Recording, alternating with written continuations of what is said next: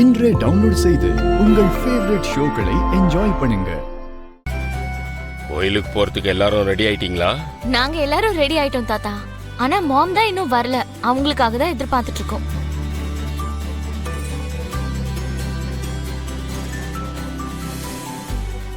அதோ அக்காவே வந்துட்டாங்க. இப்ப கோயிலுக்கு கிளம்பலாமா? ஒரு நிமிஷம். லக்ஷ்மி எங்க?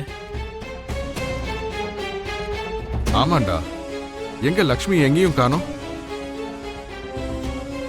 நான் காலையில இருந்தே அவளை எங்கேயுமே பார்க்கலையே. காலையில இருந்தே இல்லன்னா எங்க போனாவ? அதோ அக்கா வந்துட்டா.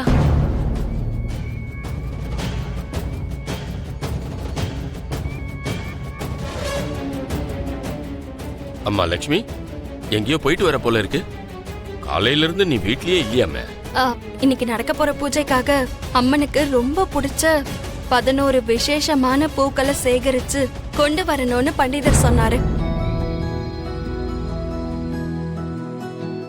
அது எதுவும் இங்க பக்கத்துல கிடைக்கல. அதான் விடியற் காலையிலேயே போய் அது எல்லாத்தையும் வாங்கிட்டு வர இவ்வளவு லேட் ஆயிடுச்சு.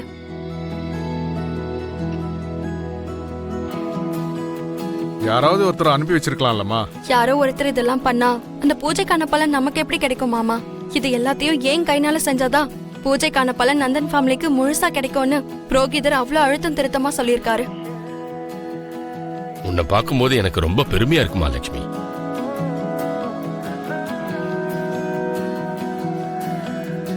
ஒருத்தர் ஒரு வேலையை செய்யணும்னு நினைக்கிறது வேற, ஆனா அந்த வேலையை கவனத்தோட செய்யணும்னு நினைக்கிறது வேற. இந்த டெக்னிக்கை நாங்க பிசினஸ்லயும் அப்ளை பண்ணியிருக்கோம். நாம கவனத்தோட செஞ்சாதான் ஒரு ப்ராடக்ட் குவாலிட்டி குறையாம மார்க்கெட்டுக்கு வரும். அதே மாதிரி எந்த வேலையை செஞ்சாலும் அதை கவனத்தோட செஞ்சா அது மூலமா கிடைக்கிற பலனும் ரொம்ப சிறப்பானதா இருக்கும். இந்த பூஜையோட பலனும் அதே மாதிரி ரொம்ப சிறப்பா வந்து சேரணும்னு நீ ரொம்பவே கஷ்டப்படுறமா.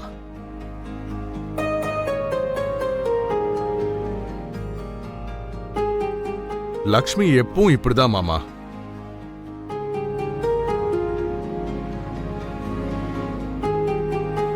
குடும்பத்துக்காகவும் அவளை நம்பி இருக்கிறவங்களுக்காகவும் எப்பவும் கஷ்டப்பட்டுக்கிட்டே தான் இருப்பா. தான் கடமையை தொடர்ந்து செஞ்சுக்கிட்டே தான் இருப்பா.